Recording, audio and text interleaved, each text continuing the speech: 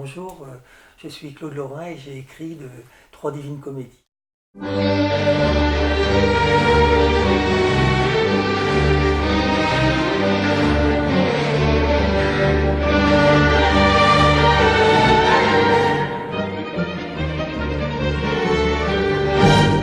Absolument, il y a un rapport dans la mesure où effectivement les patients m'ont inspiré beaucoup.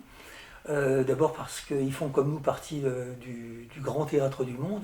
Ensuite parce qu'ils sont assez étranges, enfin ceux que je vois aperçoivent dans le ciel des étoiles en plein jour, d'autres voient des saumons remonter l'autoroute, d'autres sont de l'autre côté du désert, enfin ils sont assez perdus.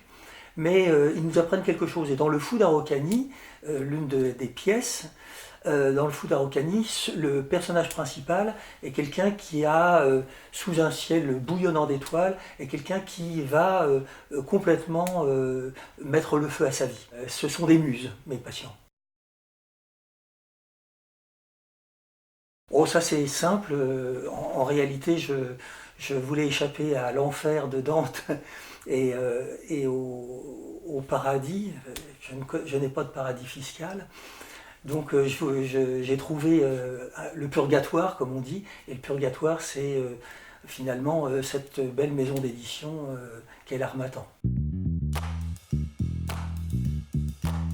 Alors le rapport, c'est au spectateur de le dire.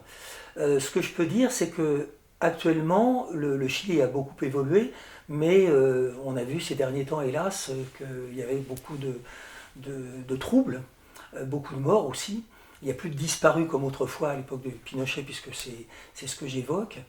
Mais les psychologues sont piégés parce que, en définitive, ils sont l'un des personnages principaux essaie de soigner le Fou d'Araucanie, mais il n'y parvient pas parce que cette espèce de schizophrène paranoïde s'imagine qu'il est poursuivi et en réalité, il est poursuivi. Donc le psychologue ne sait pas comment s'y prendre pour faire la part entre le rêve et la réalité et le fantasme. Alors, Galpota, bon, il y a le personnage principal qui est Virgile, et il est marié avec une femme adorable et qui est jolie, mais en même temps, il tombe amoureux de Galpota. Et Galpota n'est pas justement une femme, c'est une œuvre d'art, c'est un bloc de pierre de 30 tonnes, et sa femme, elle est horriblement jalouse, non pas d'un être de chair, mais d'une pierre, d'un roc. Donc si vous voulez, ce qui est intéressant, c'est de garder présent à l'esprit que les personnages de Virgile, lui, il va, pendant toute sa vie, se consacrer à l'art et à la littérature.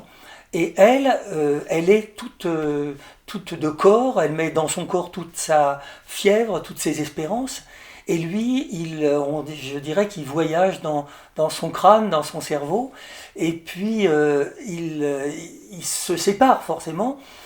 C'est assez nietzschéen parce que lui trouve, il est très idéaliste, mais il trouve sa femme humaine, trop humaine, si je puis dire, parce qu'il la trouve trop physiologique, il la trouve trop biologique, elle est tout en corps, elle ne veut qu'une chose, c'est un enfant. Et lui, ce qu'il veut, c'est réhabiliter le livre, l'ouvrage, et en fait, cette pièce, Galpota, puisque Galpota existe vraiment, c'est une pièce de 30 tonnes qui se trouve au milieu de la jungle sri-lankaise.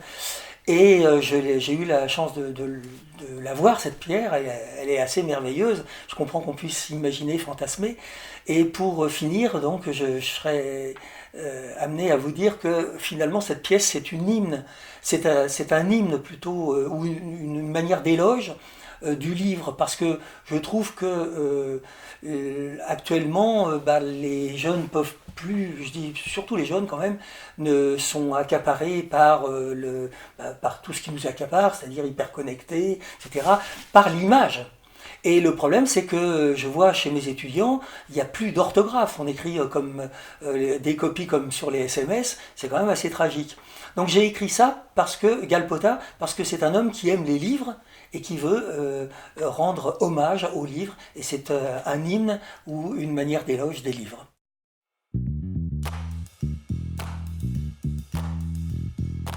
Europe est une personne qui croit que la majorité a toujours raison. Et je trouve que c'est relativement dangereux, dans la mesure où l'histoire a montré que c'était parfois grave de suivre la majorité. Mais bon, c'est une comédie, et c'est une comédie assez drôle, de façon assez surréaliste, où Zeus est à la fois homosexuel et épris d'Europe. Et c'est assez marrant, il est déguisé en taureau avec une queue de vache, et il arrive avec un slip Superman, donc c'est assez marrant à voir comme pièce. Alors oui, l'Europe économique, elle est en train de se constituer depuis de nombreuses années. C'est une Europe alors, compliquée parce qu'il y a, il y a les Turcs qui veulent, la Turquie qui veut rentrer dans l'Europe, si on parle de l'Europe économique. Il y a le Royaume-Uni qui souhaite en sortir. Donc tout ça impose des jongleries politiques assez complexes, et certaines comédies, et comédies de la sagesse aussi. Mais ce que je peux dire, c'est que en fait, l'Europe qui m'intéresse, c'est-à-dire l'Europe culturelle, elle n'existe pas.